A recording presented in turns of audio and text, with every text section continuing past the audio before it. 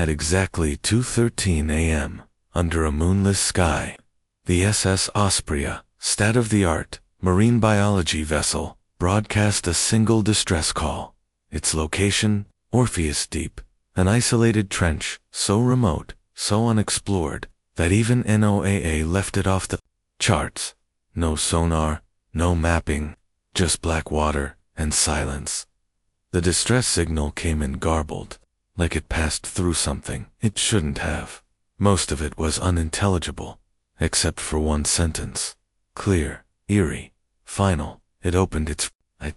Then, nothing. No follow, dash up, no wreckage, no survivors. The official recovery mission reported nothing but empty sea. No signs of struggle, no debris, no answers. And so, like so many strange things that happen out in the deep, it was quietly buried, redacted, forgotten by everyone, except one man, Dr. Adrian Rourke, former NOAA oceanographer, trench mapping expert, and the man who designed the sonar prototype used by the Osprey. He knew what that signal meant. He knew that I wasn't metaphorical. And for the next year, he prepared not to find the ship, but to face what had seen it. What waits where light cannot go. A year had passed. 12 months of silence from Orpheus Deep, but silence was never empty. To Dr. Adrian Rourke, it screamed.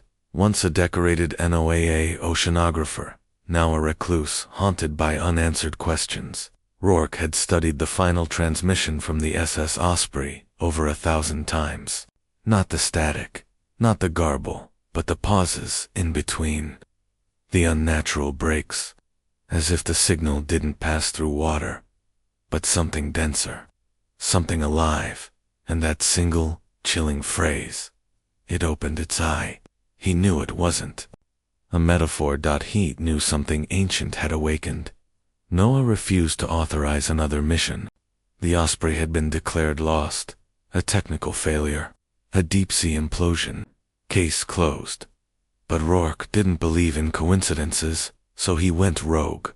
Through backdoor funding, classified blueprints, and a dozen burned bridges, he reassembled a crew not of explorers, but survivors, people who'd already been broken by the ocean in some way, and had nothing left to lose. The team: Sonia Kells, marine tech specialist, former DARPA contractor, nervous eyes, steady hands. She designed the sensor array that would map Orpheus Deep in real time.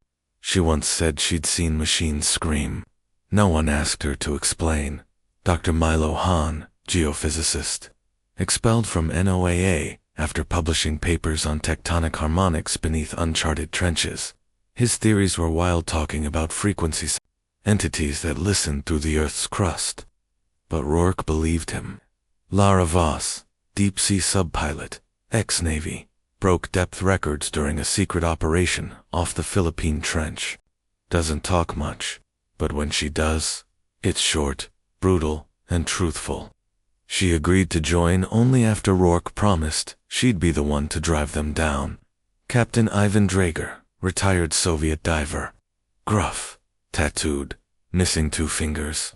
His logs from the 1987 Murmansk Abyss mission were sealed by the Russian military. Rumors say he saw something down there that bled electricity and echoed back his thoughts. 5 souls, each with scars. The ocean gave them, each drawn to a mystery that could not be ignored. The vessel, their ship, the Revenant, had been a derelict Norwegian research vessel retrofitted in secret. Reinforced hull, triple pressure pods, submerged launch bay. It wasn't pretty, but it could go deeper than most military-grade crafts, and more importantly, it was off the grid. They launched from Kodiak Island, under a sky without stars. Rourke stood on deck as they pulled from shore, eyes fixed on the horizon. He wasn't chasing a ghost ship. He was following breadcrumbs, digital fragments the Osprey had left behind, micropings in the sonar logs. Unusual magnetic pulses, coordinates that formed a spiral, all pointing toward Orpheus Deep. First night at sea, the crew was quiet. Tense. Lara piloted through the midnight water, while Sonia calibrated the sensor arrays. Milo stood by the glass observation dome, jotting patterns from the low-frequency tremors they were already detecting. Captain Dreger, smoking on the bridge, muttered to no one, "The seas, to calm. That's not peace, that's pressure." By 2 a.m., the Revenant crossed into the last known coordinates of the Osprey. Rourke activated the main sonar array. What came back wasn't just topography, it was movement, slow, rhythmic, like the trench was breathing. Something beneath. Milo frowned, eyes wide. "That's not a current. Look at the frequency drift. It's pulsing," Sonia added. "Whatever it is, it's interfering with the signal return. Like it's absorbing sound." Captain Dreger narrowed his eyes at the radar, like it knows we're watching. They all stood in silence. Below them, the trench yawned like a scar in the earth, a black void deeper than the Mariana, wider than any known fault, a place never mapped, never named, except by fishermen and old maps. Orpheus Deep, and somewhere down there was the thing that had opened its eye. Closing scene of chapter. The lights flickered once, then again. Sonia tapped the monitor. Lara glanced at the instrument panel. The compass needle spun. "We're being pulled off course. No wind, no current." Yet the Revenant was drifting south-southwest, directly into the trench. Rourke didn't speak. He simply opened his notebook, the one filled with pages torn from old sonar logs and blacked out NOAA files. He turned to the final sketch, a spiral, and at the center, a circle.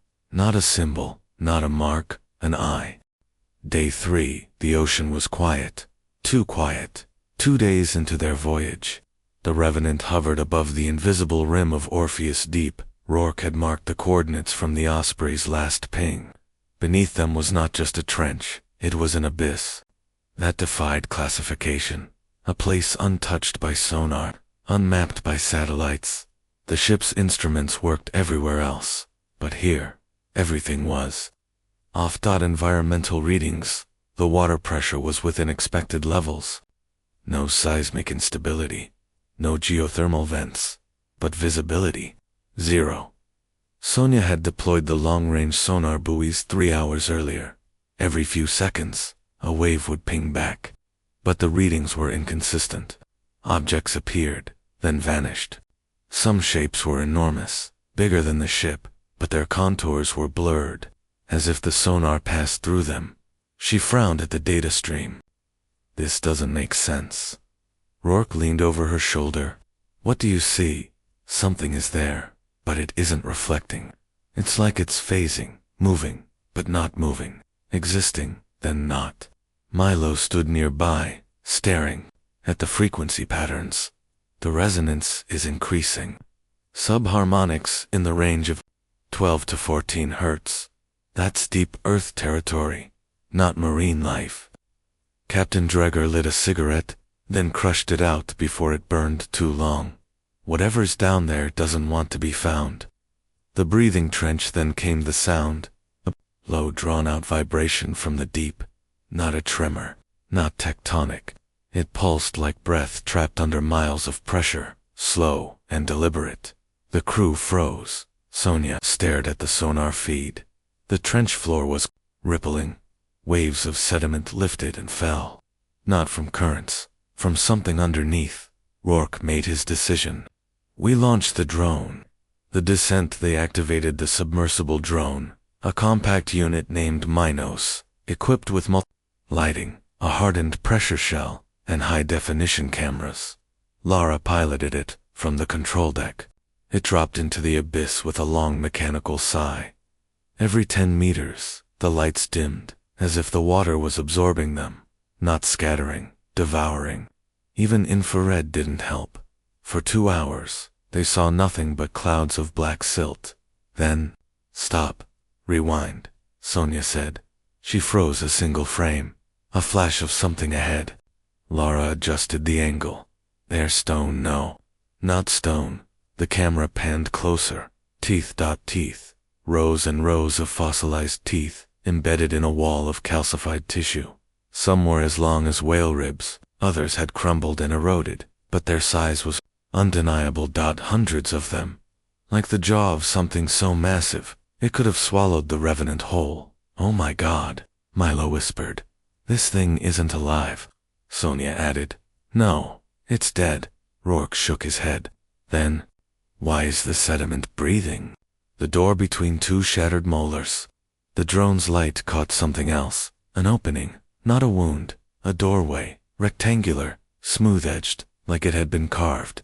It didn't match the organic decay around it. There were markings near the edged, faint geometric symbols etched into what looked like bone, not human, not machine, deliberate. Lara guided the drone closer. Its pressure gauge flickered as they passed the first molar. Inside was a tunnel, wide enough for a man to crawl through. The walls weren't flesh, but fossilized tissue, cracked and layered with silt. There were growths too, strange, root-like, tendrils that pulsed faintly, like nerves, still waiting for a signal. And deep within the tunnel, a glow. Faint, blue. Almost like ... an eye. The drone twitched, then the feed cut. Static. No signal. The aftermath. Back on the Revenant, Sonia slammed the console. Minos just shut down. No feedback, no failure report. Milo's hands were shaking. It didn't shut down. It got absorbed. Captain Draeger muttered a prayer in Russian. Lara sat silently, knuckles white, and Rourke. He stood, staring at the last frozen frame on the monitor, the tunnel entrance framed by ancient teeth, the faint glow in the distance. His voice was calm. "We go down." Outside, the ocean had gone still, no waves, no current, no noise. As if the sea itself were watching. Below them, the trench pulsed again. A sound like stone grinding against bone. The trench wasn't dead, not sleeping, it was waiting, and they had just knocked. Time, for 26 a.m., the sea was an obsidian mirror. Not even the stars reflected. On the deck of the Revenant, the crew gathered in a tense silence. Lara Voss stood suited beside the manned, submersible Helios 3, a reinforced drop pod retrofitted, with dual-thruster descent, a 4-hour oxygen reserve, and radiation shielding. She adjusted her comms headset and glanced at the others. "I'll go." Rourke's brow furrowed. "You sure?" Lara nodded. "If that tunnel leads somewhere, I'm the best shot we've got at maneuvering inside it." Captain Draeger said nothing. He just handed her a lucky charm, a worn brass coin, and muttered something about things older than God living in the mud. Descent 5:02 a.m. The Helios 3 detached from the underside cradle and descended like a falling star, swallowed almost instantly by the black dot inside. Lara adjusted dials, steady hands dancing across switches. The lights from above were gone within moments. Her only company was the red glow of control panels and the mechanical hiss of life support. Descent passing 4,300 meters, she reported calmly. Milo watched from the ship's console. Telemetry good. Pressure integrity holding. Then, 6,700 meters, and everything changed. The static. Lara's voice crackled. "Seeing static, building on hull. Readings are..." What the hell? Sparks flickered across her dash. A buzzing filled her ears. The outer sensors began picking up electrical fields, not from the sub but from the water itself. Tiny arcs of energy crawled along the outer windows like lightning trapped in molasses. Sonia leaned forward. "That's not supposed to happen, Milo. Seawater can't hold static charge. Not like that." Lara, quietly. "I see lights." Through the forward viewport, ghostly glimmers flickered within the trench. At first she thought they were bioluminescent fish, but they moved in lines, like veins or circuitry, pulsing, patterned, intentional. And then, the glow she'd seen on the drone's feed appeared ahead. The eye. The tunnel. She steered the Helios 3 forward, entering the fossilized tunnel. The walls brushed close on either side. Her floodlights illuminated calcified muscle striations, patches of ancient coral, and claw marks, deep gouges that hadn't been there before. Approaching the inner chamber, she whispered. Then, a pulse. The sonar pinged something behind her. Something moving. Rourke's voice came through. Lara, repeat. We're reading displacement. Copy.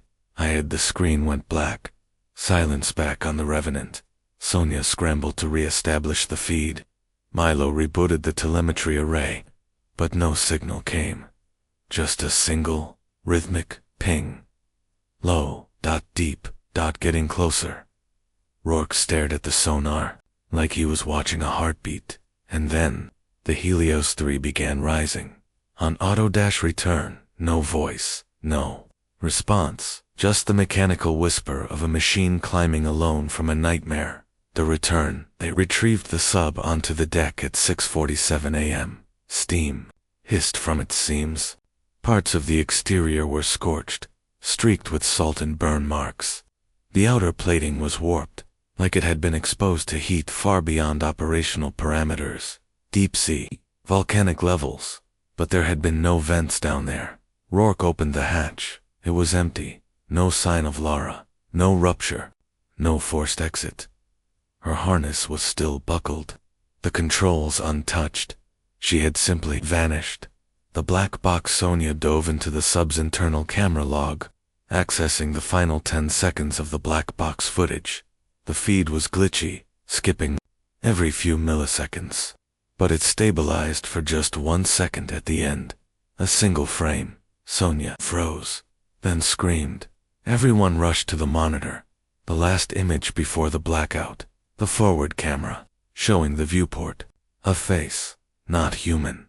A massive eye filled the glass, white, opaque, crusted with barnacles and veiny with black tendrils. No iris, no pupil. It was ancient. It was watching, and then it blinked, not down, sideways, like the membrane of a deep sea. Predator, aftermath. Milo muttered. That wasn't a creature. That was sentience. That was awareness. Captain Draeger backed away, crossing himself.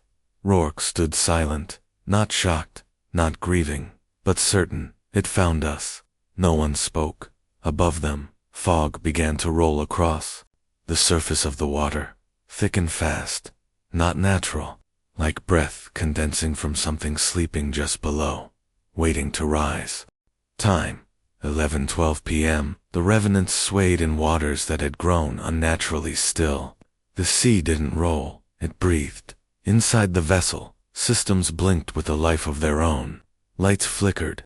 The engine core, despite redundancy circuits, began pulsing in uneven intervals. Power surged and dipped, as if responding to an invisible metrone. Then the magnetic compass spun. Sonia tapped it, confused. That's impossible. Milo checked the backup unit. Same result.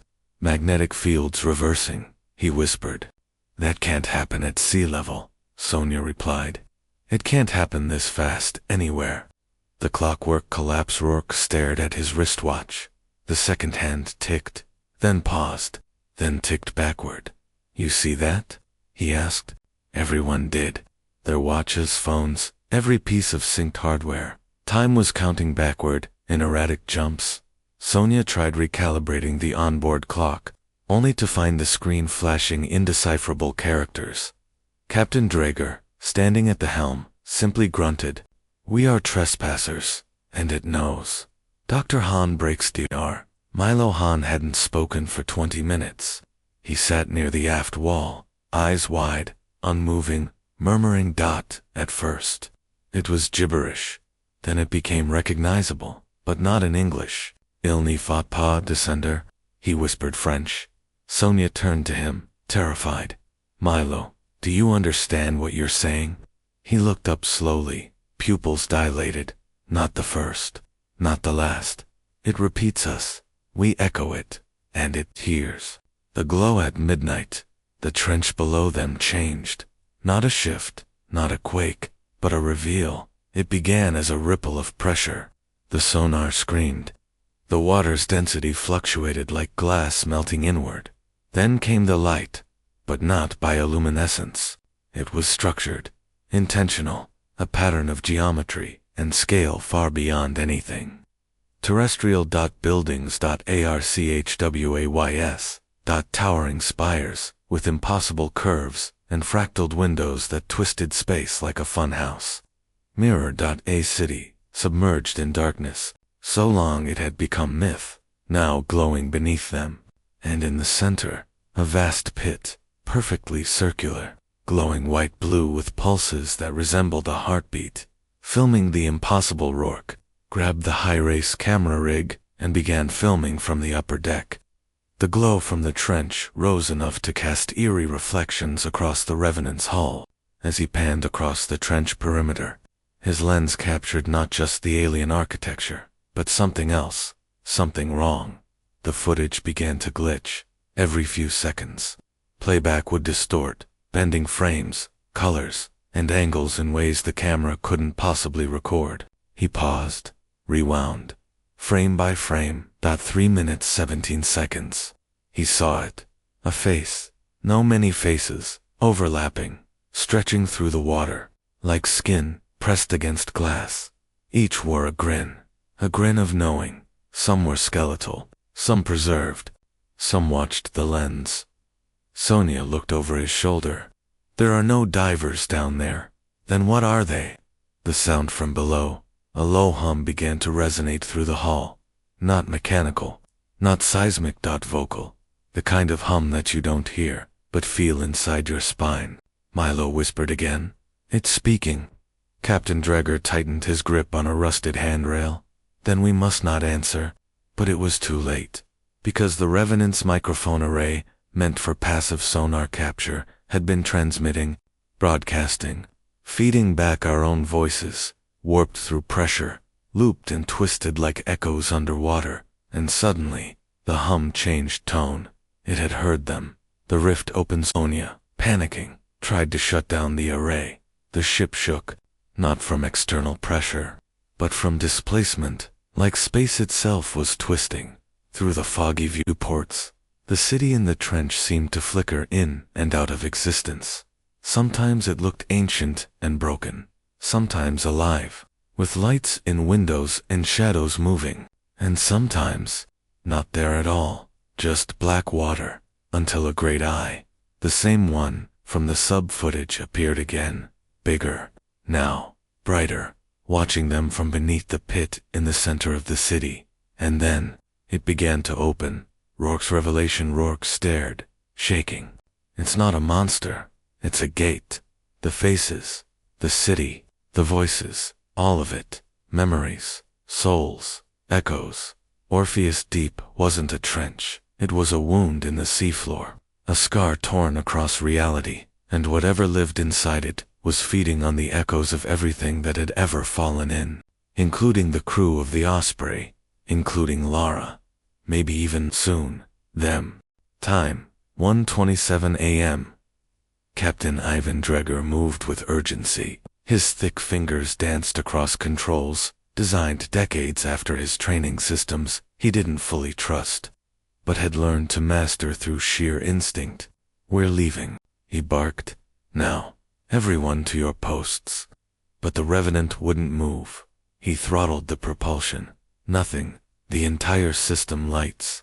Sonar. Ballast. Dead. Sonia flicked the diagnostics panel. Engines are responding, but not firing. No power surge. No fuel error. It's like something's holding us still. Then boom. A thud echoed from the stern. Low, deep, rhythmic. Then again. Boom. Boom. Like a fist. No, a palm. Knocking. It's beneath us, Sonia whispered. Whatever it is, it's under the ship. Footsteps that shouldn't be's. They turned toward the aft corridor. Sonia suddenly froze. Her voice cracked. Don't move. Wet footprints. Visible on the steel floor. Fresh. Leading from the control room door to the hatch leading down. Everyone stared. No one had entered from outside. And no one was wet. Drip, drip. The trail glistened, then slowly began expanding. like something invisible still walked among them. Rourke knelt near one, to his horror. They weren't just footprints, they were barefoot, toes curled, skin torn, as if the person had walked miles across coral. Captain Drager unslung the emergency flare gun from its case. We're not alone. The alarms suddenly, beware ha ha ha ha. Beware ha ha ha ha. Beware ha ha ha. The emergency flood alarm wailed to life. A red light pulsed across the control room ceiling. Sonia snapped to the screen. It's the aft isolation chamber. Water breach. But no hull damage? That's not possible, Rourke muttered. They ran down to ladders, metal echoing, under their feet. Toward the sealed chamber they had checked only hours ago. Water was pouring from the pressure seal. But not forcefully. It was rising slowly, unnaturally, as if being pulled in, not forced from outside. Han's descent inside, standing waist deep in the rising water, was Dr. Milo Hahn. He was shirtless. His chest and shoulders glistened with a strange, pale film, like sea salt residue or fungal skin. He turned toward them, and smiled too wide, too calm. His lips moved. No one could hear what he was saying. Sonia hit the intercom. Milo, get out of there. He didn't respond. He raised one hand, and pointed upward at nothing. Then he whispered again, this time louder. The mic caught fragments. They remember me. I saw them. All of them. The ones who drown, don't die. Rourke reached for the override. But Milo turned, gently, and let himself sink, slowly, like a child sliding beneath warm bath water. His eyes never blinked. He disappeared under the surface without resistance, and didn't float back up. A breach in logic. Sonia screamed and pounded the controls. He's gone. Why didn't the autolock engage? The door should have sealed when it detected water. Captain Drager said nothing, because water now leaked from two other bulkheads, faint rivulets slithering down the corridor walls. The air grew cold. Not a mechanical failure, not deep-sea chill, but organic cold, the kind you feel at funerals. The lights dimmed again, just enough to cast shadows, in places they shouldn't be. One of those shadows moved.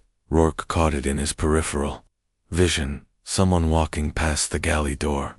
He turned. Nothing, except another set of footprints, smaller this time, whispers in the dark that night.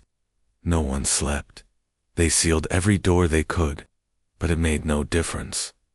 Sonia curled up in the corner with headphones, trying to drown out the voices that had begun to bleed through the ship's speakers, faint, intermittent, at first. She thought it was sonar feedback. Then she heard her name, in Milo's voice. Sonia, look behind you. She ripped the headphones off. Nothing was there. Captain Drager cleaned his old dive knife in silence, muttering the names of his lost crew from a 1983 incident he'd never spoken of before. Rourke played and replayed Milo's last transmission, frame by frame, enhancing, scanning, anything to prove it was just a hallucination. But in the last 2 seconds, before Milo submerged, the water shimmered just behind him, and arms, translucent, webbed, inhuman, reached upward, cupping his shoulders, and pulled. The pressure builds at 3:14 a.m. The ship creaked violently, not from a current, but like something massive had just wrapped itself around the hull. All lights flickered, then turned violet, not red, not blue, violet. Same color as the Osprey's last known footage. Sonia vomited. Drager stood frozen, whispering in Russian. Rourke pulled out the emergency beacon, preparing to launch it to the surface, but the system wouldn't respond. It wasn't jammed. It had been manually disabled. Someone, or something, didn't want them to leave. Rourke cracked. This wasn't just a trench. It's a rift, a gate. The drone showed it now. Wide open, the trench floor split apart, revealing rows of teeth the size of cliffs surrounding a central abyss that seemed bottomless. And from it rose the Leviathan, It didn't swim. It ascended. Tentacles like ship masts, covered in runes. Skin like obsidian, and storm clouds. No eyes, only that single, central one. Watching dot, remembering dot, feeding dot. It didn't roar dot, it sighed, and the sigh killed power across the vessel instantly. With only handheld lights, they tried to escape on the backup raft. As they pushed off, the Revenant was pulled backward into the trench. No suction, no waves, just taken. Draeger refused to run. He fired a harpoon into the beast's face. It turned toward him. He vanished. No splash, just gone. Rourke dropped to his knees.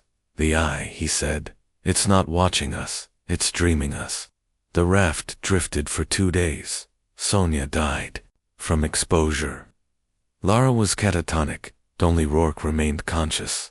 He whispered into the last surviving recorder. We aren't at the bottom of the sea. We're beneath something else. Something ancient. Something that remembers before memory. On the 3rd day, they were found adrift. No footage survived. No bodies recovered. Aside from Rourke and Lara. Lara never spoke again. Rourke was institutionalized. But 1 year later, an unmarked USB arrived at a remote oceanographic institute. It contained one image glitched, warped, dated from the day the Revenant vanished.